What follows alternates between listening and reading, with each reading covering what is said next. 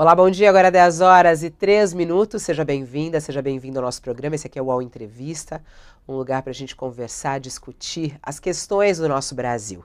E estamos acompanhando a lista tríplice dos indicados à Procuradoria-Geral da República.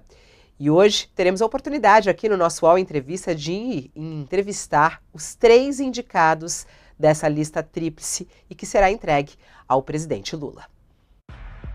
A Associação Nacional dos Procuradores da República quer uma reunião com o presidente Lula.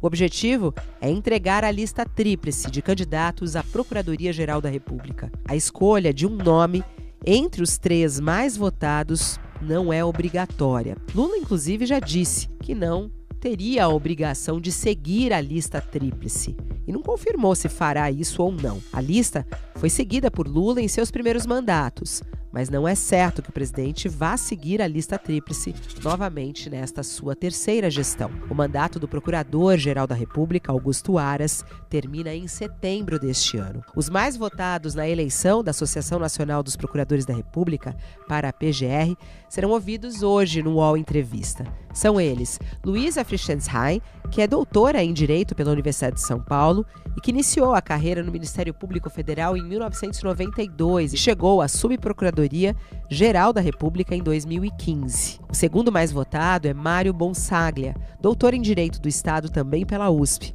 Ele ingressou no Ministério Público em 1991 e foi promovido a Subprocurador-Geral da República em 2014. José Adonis, formado em Direito pela Universidade Federal do Ceará, foi o terceiro mais votado. Ele é mestre em Direito e integra o Ministério Público Federal desde 1992. Chegou ao último degrau da carreira em 2014. A gente dividiu o tempo aqui em 20 minutos para cada um dos indicados e a gente começa justamente com a doutora Luísa. Convidamos aqui a participar conosco dessa entrevista Josias de Souza e Carolina Brígido, nossos colunistas aqui no UOL. Em primeiro lugar, muito obrigada por atender nosso convite. Doutora Luísa, seja bem-vinda aqui ao nosso UOL Entrevista. Obrigada, Fabiola. Cumprimentando aí a Carolina, você, Josias e todos aqueles que nos assistem. Olá, Josias. Bom dia para você. Muito bom dia, Fabiola, bom dia a Carolina, bom dia também a doutora Luísa, um prazer tê-la aqui conosco. Olá, Carol, bom dia para você. Bom dia, Fabiola, bom dia, Josias, bom dia a todos que estão nos assistindo. Doutora Luísa, obrigada por estar aqui. Vamos lá, doutora Luísa, a senhora, pela segunda vez, né, é a mais votada. Já foi indicada na outra lista tríplice, nessa novamente, recebeu agora 526 votos. E eu queria perguntar, por que a senhora é a mais votada? Por que a senhora é escolhida pelos seus, né, colegas, vamos colocar assim? E por que a senhora quer ser a Procuradora-Geral da República? Bom, primeiro é um reconhecimento dos meus colegas, das minhas colegas, tanto na lista anterior, em 2021, quando vivemos a pandemia, e agora, nesse momento, essa renovação desse reconhecimento me deixou realmente muito, muito contente.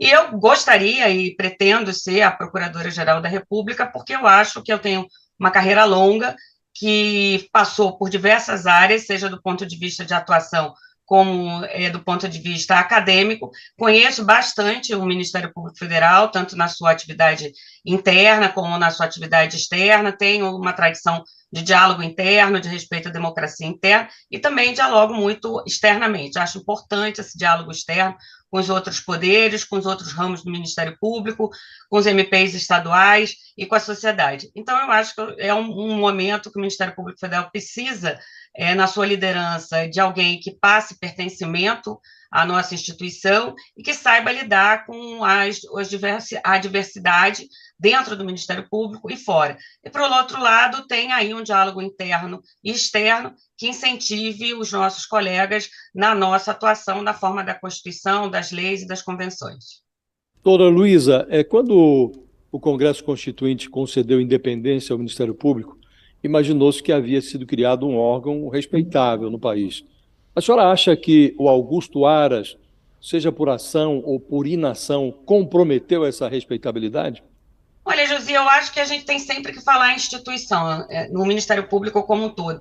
Eu gosto de dizer que o Ministério Público é cada um e cada uma das colegas. Acho que nos últimos 4 anos, que correspondem à administração do Procurador-Geral Augusto Aras, nós passamos por diversas situações, inclusive a pandemia da Covid. E os meus colegas atuaram brilhantemente em primeiro grau, em segundo grau. Nós também atuamos em diversas instâncias e nós, subprocuradores, muitas vezes instamos o Procurador-Geral a ter algumas iniciativas, a criar determinados grupos durante esse período, inclusive em relação aos fatos de 8 de janeiro desse ano, quando instamos o Procurador-Geral, logo após os atos, a designar um subprocurador para atuar especificamente nas investigações. Então, o Procurador-Geral da República responde pelos seus atos, mas o que eu gosto sempre de ressaltar é que a instituição deve permanecer, e isso aqui é uma corrida de bastão. Cada um tem que passar o bastão para o outro, e o que importa são as ações do todo. O Procurador-Geral agiu aí de uma forma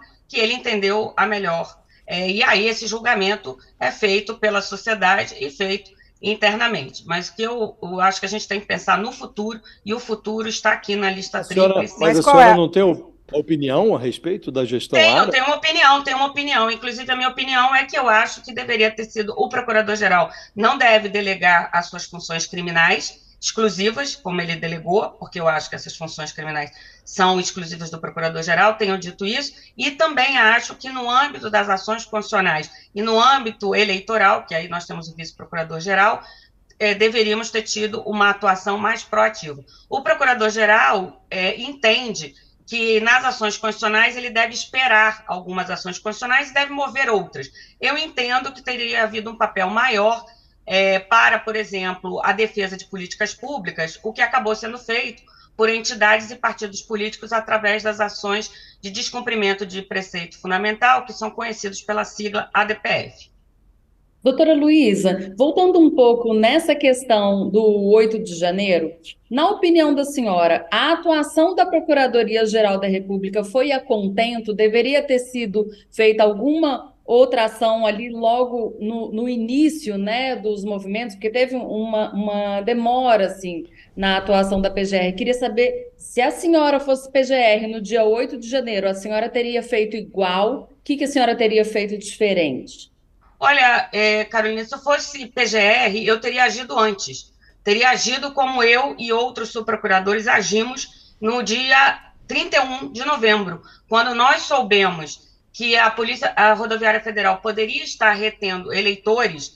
Eu e outros subprocuradores gerais instamos colegas a abrirem investigações e, por outro lado, instamos também, através das nossas câmaras de coordenação e revisão, que estão ligadas a esse assunto, a Câmara Criminal de Controle Externo, a agirem, perguntarem aos colegas o que estava acontecendo, se havia retenção, se a Polícia Rodoviária Federal estava retendo eleitores e, mais adiante, se a Polícia Rodoviária Federal não estava tomando providência para o desbloqueio das estradas. Então, portanto, eu acho que essa atuação, como Procurador-Geral, poderia ter começado antes, como começou através de alguns colegas, como eu, e outros colegas, inclusive o colega Adonis, que está aqui, o colega Mário, nós somos todos subscritores de documentos daquele momento, e agora nós vemos que, para além dos fatos de 8 de janeiro, que estão sendo investigados, temos que investigar também alguns que foram ali em dezembro de 2022. Agora, quando a senhora fala...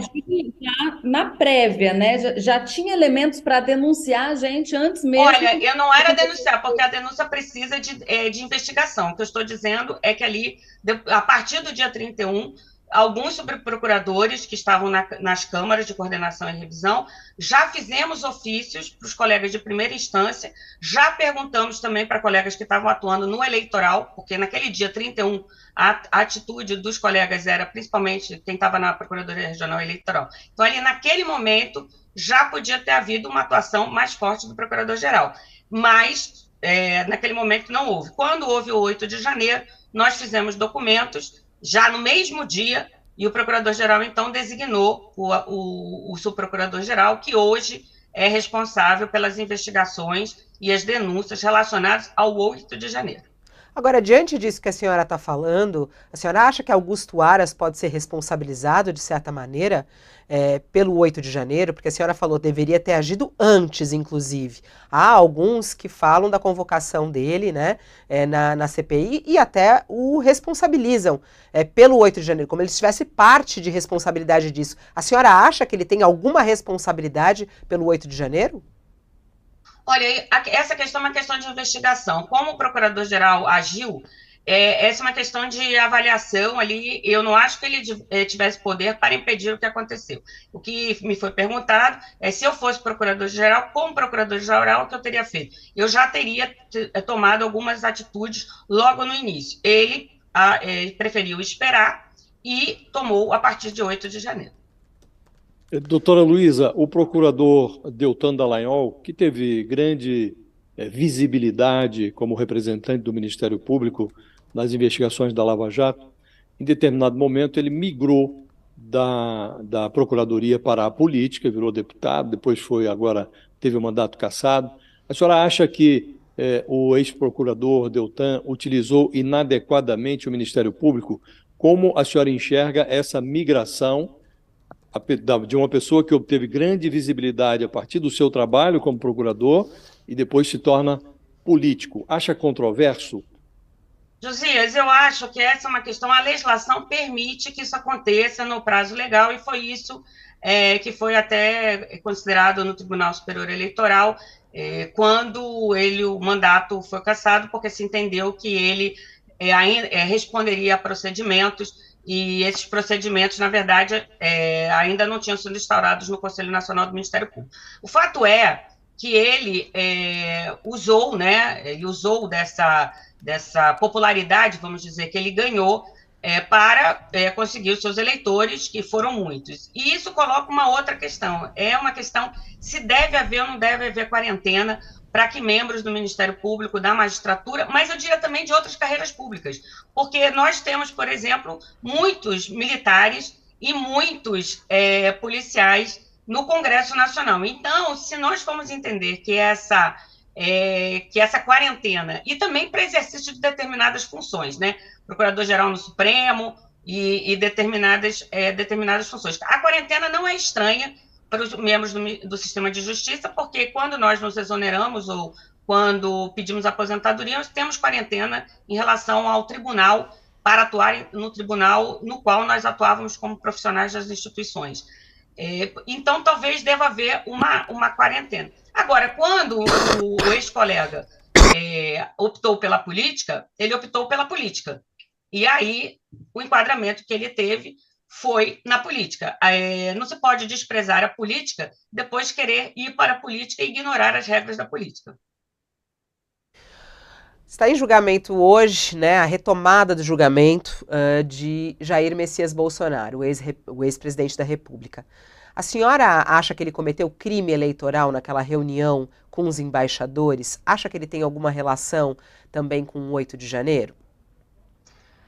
Viola, nesse ponto, essas questões, logo de plano, lembrando que a representação por abuso de poder econômico naquela reunião com os embaixadores, aliás, por abuso de poder econômico não, por propaganda ilegal, foi feita pelo vice-procurador-geral eleitoral, que defendeu a inelegibilidade na sustentação oral do ano passado. As questões do 8 de janeiro estão em apuração, principalmente depois da prisão do ajudante de ordens, o coronel Cid. Então, isso ainda está em fase de apuração, e em fase de apuração existem diligências pendentes e não é possível verificar ainda a responsabilidade direta ou indireta. Hoje temos o julgamento e a posição do Ministério Público Federal, por seu vice-procurador-geral eleitoral, é pela inelegibilidade.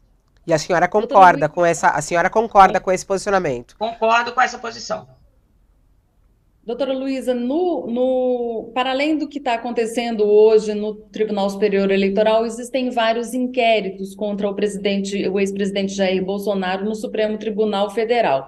E apesar de o Procurador-Geral da República, Augusto Aras, ter pedido a abertura desses inquéritos no STF, ele nunca apresentou uma denúncia, ou seja, os inquéritos não puderam avançar para serem ações penais e, no fim, se for o caso, haver algum tipo de punição em relação ao ex-presidente Bolsonaro. A senhora, se fosse Procuradora-Geral da República nessa situação de governo Bolsonaro, a senhora teria apresentado denúncia? A senhora acha que houve algum tipo de leniência por conta do seu colega Augusto Aras? Carolina, primeiro que o procurador-geral, o ex-presidente da República não tem prerrogativa de furo, não é? Então só pode ter os inquéritos que ficaram lá são eventualmente correlacionados a alguém que tem prerrogativa de foro. As investigações estão em curso e eu acho que nós devemos nos pronunciar sobre aquilo que conhecemos, os autos, e eu não conheço os autos dessas investigações. Existem, lembrando que algumas das questões poderiam se caracterizar em improbidade, que seria o descumprimento de preceitos da Constituição, que seria o famoso artigo 11 da Lei de Improbidade, e o Congresso Nacional ele revogou o artigo 11 praticamente, e foi por isso, inclusive, que a ação de improbidade relacionada ao ex-ministro Pazuello, hoje deputado federal pelo Rio de Janeiro, acabou sendo extinta, naquele episódio que eu considero um dos mais graves da Covid, que foi a falta de oxigênio no estado do Amazonas. Então, nós também temos que ver, às vezes, as ações, elas podem constituir omissões, mas essas omissões não necessariamente podem ser crime, e a questão da improbidade ficou muito prejudicada em função da modificação da Lei da Ação Civil Pública. Restam ações civis públicas de responsabilidade, como nós temos, inclusive, onde já houve a condenação da União, em questões relacionadas ao kit Covid. Isso depois a própria AGU pode fazer ações, como nós chamamos regressivas. Então, existe aí uma série de questões, e a própria CPI da Covid mandou relatórios, houve muitas ações, e agora esses casos do 8 de janeiro, como nós vimos, né, em função das últimas investigações, ainda estão em apuração. Eu acho que é importante a gente pensar também aqui, já que estamos falando de lista tríplice, no futuro, né? O que é que nós pretendemos aqui do Ministério Público Federal? E aí, nisso, eu acho que o Ministério Público Federal, nos próximos 2 anos, tem um papel fundamental no restabelecimento das políticas públicas que foram destruídas, não é? Várias políticas de meio ambiente, especialmente meio ambiente de povos indígenas.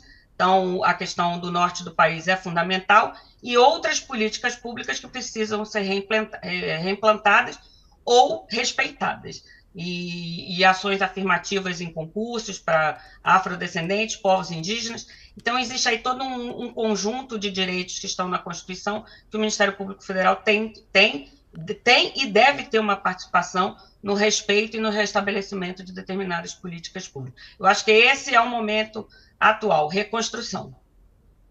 Doutora Luiz, em meio a omissões do Procurador-Geral Augusto Aras, o Supremo ganhou uma proeminência jamais vista. Representações que normalmente seriam protocoladas junto à PGR passaram a ser ajuizadas diretamente no Supremo, na forma de ADPFs. O próprio Supremo abriu inquéritos sem ouvir, sem consultar o Ministério Público. Um desses inquéritos está lá há anos, foi transformado num inquérito em que cabe tudo relatado pelo ministro Alexandre de Moraes. Acha que o ministro Alexandre de Moraes, o Supremo, em vista desta omissão do PGR, extrapolou? Acha que a rivalidade com Bolsonaro, que agrediu o judiciário reiteradas vezes, pode ter levado o Supremo a exorbitar ou não? Eu acho que nós vivemos um momento excepcional de ataque contínuo do ex-presidente da República aos demais poderes, inclusive integrantes do Supremo Tribunal Federal, numa polarização da sociedade entre os poderes, em função de uma posição do ex-presidente da República, que desde o seu discurso inicial, ele não se assume como um presidente da República de todos os brasileiros, mas de uma parte dos seus eleitores, e isso é muito ruim. E o que nós temos que voltar é o equilíbrio dos chamados pereios e contrapesos. E o Ministério Público Federal, através do Procurador-Geral ou da Procuradora-Geral, está nesse momento. Então, nessa questão das ADPFs, por exemplo, nós vimos muitos partidos políticos e muitas instituições, inclusive grupos dos povos indígenas, irem para garantir os seus direitos. Eu acredito que hoje, na reestruturação das políticas públicas, nós vamos ter uma diminuição das ADPFs. Podemos ter uma diminuição também do embate dos partidos políticos no TSE se houver uma posição mais ativa do Procurador-Geral Eleitoral. E no Supremo, eu acho que se o Procurador-Geral voltar, ou a Procuradora-Geral, voltar a exercer na sua plenitude a sua função prioritária de atuar tanto nas ações de controle de constitucionalidade, como na investigação criminal, na defesa do sistema acusatório, veremos menos iniciativas do Supremo Tribunal Federal e veremos mais iniciativas do Procurador-Geral. E essas iniciativas querem dizer realizações de investigações em inquéritos policiais, e aí com o Supremo como órgão fiscalizador, porque, no caso, é possível, através dos procedimentos investigatórios criminais do Ministério Público, que também podem ser publicizados, com arquivamentos ou com ações penais, e numa atuação também coordenada dentro do Ministério Público Federal, que isso é muito importante. Diante do que a senhora fala, doutora Luísa, passa a impressão de que, dada a atipicidade da conjuntura, eventuais extrapolações do Supremo, como a conversão do Alexandre de Moraes numa espécie de relator geral da República, elas se justificam para conter essas extrapolações. É isso? Não, Josias, quando começou o inquérito, o famoso inquérito fake news, esse inquérito ele foi instaurado, o ministro Toffoli era presidente, envia esse inquérito, distribui ao relator em função do regimento interno, há depois uma reclamação, inclusive feita por partidos, salvo engano, era a Rede que faz essa reclamação, o ministro Fachin estabelece ali quais seriam as possíveis diretrizes.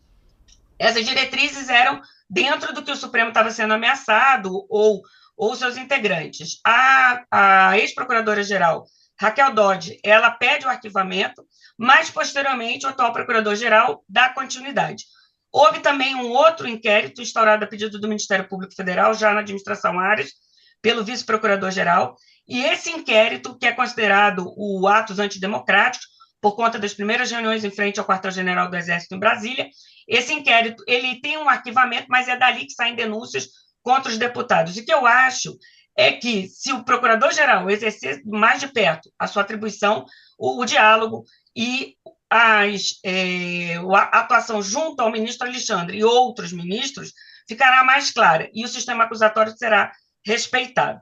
Ali, o que nós temos que ver é o que deve baixar e o que não deve baixar. Antes do 8 de janeiro, estava havendo desmembramentos. E aí veio o 8 de janeiro. E o 8 de janeiro acabou concentrando uma grande competência no Supremo. Inclusive essas denúncias que nós vimos agora que estão em fase de instrução. E também o próprio Supremo assumiu uma competência da Justiça, que, em princípio, achava-se que era da competência da Justiça Militar, e agora está também, que são os militares que estão sendo investigados. Então, a gente tem que analisar tudo isso e verificar o que deve ser baixado, como muitas coisas já foram, e o que deve ficar no Supremo. Então, para verificar aonde há competência e aonde não há competência do Supremo Tribunal Federal, em função das conexões ou não. Eu acho que aí é que estão os limites. O que é competência e o que não é, e o que tem conexão ou não.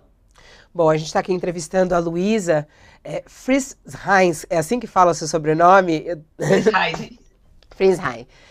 E a gente está encerrando já a entrevista, mas antes eu queria fazer um pinga-fogo, e eu peço à senhora que fale sim ou não, contra ou a favor, para que a gente tenha aqui um pouco do seu, apesar que deu para saber bem o seu pensamento nesses 20 minutos de conversa, e eu gostaria de fazer aqui o pinga-fogo muito rápido, que eu farei também com os outros candidatos. 8 de janeiro. Pode ser, depende, né? 8 de janeiro foi uma tentativa de golpe, sim ou não? Sim. Sim. A força-tarefa da Lava Jato cometeu excessos? Em alguns aspectos, sim. Sim. A prisão de Lula foi um erro? Não, esse eu não posso dizer porque eu não atuei nesse processo. Pode ter sido um dos excessos, e a questão que estava em dúvida era a execução provisória da pena em segundo grau. Mas foi reforçada em muitos momentos. Hoje se vê que pode ter sido um excesso. Contra ou a favor o marco temporal para demarcação de terras indígenas? Contra. Contra. Não existe marco temporal. Os povos indígenas estavam aqui muito antes de nós. As terras pertencem aos povos indígenas, a não ser que o marco temporal seja de 522 anos. Contra ou a favor o foro privilegiado? O foro privilegiado eu sou contra, mas na forma já da questão de ordem do Supremo, que diz que só existe prerrogativa de foro para crimes no exercício do mandato. Prisão em segunda instância, contra ou a favor? Sou a favor da execução de todos os julgados em segundo grau, e isso alcança civil, crime e trabalhista, na forma de uma PEC que existia no Congresso Nacional e seria daqui para frente, manteria só a rescisória e a revisão, que era o último projeto que constava no Congresso Nacional. Um defeito e uma qualidade sua? Uma qualidade é o exercício do diálogo interno. Um defeito meu é querer resolver as coisas e, às vezes, ter que esperar um pouco para que a resolução possa ser construída. Um pouco de impaciência, é isso? Não sou impaciente, eu sou muito operacional, ou seja, eu gosto de ver as coisas resolvidas, e às vezes nós temos que aguardar todas as pessoas que estão envolvidas na resolução da questão, não depende só de mim. E isso não diria que é um exercício que eu tenho que fazer e que tenho feito. Doutora Luísa, muito obrigada por estar aqui conosco, obrigada pela sua participação, boa sorte aí e até a próxima. Muito obrigada. Obrigada, Fabiola, Carolina, Josias e todos aqueles que nos assistem. Obrigada pela oportunidade de falar sobre o Ministério Público Federal. Um abraço. Um abraço. A gente segue aqui no nosso UOL Entrevista Especial.